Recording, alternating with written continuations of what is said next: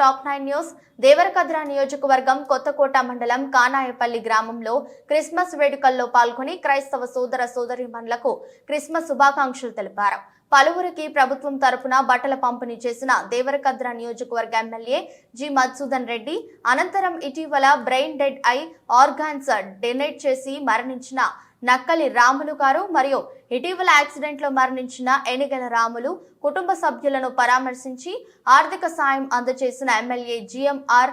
ఈ కార్యక్రమంలో సీనియర్ కాంగ్రెస్ నాయకులు రావుల సురేందర్నాథ్, జితేందర్నాథ్ రెడ్డి, గ్రామ నాయకులు లక్ష్మీనారాయణ, భోజన్న తదితరులు పాల్గొన్నారు.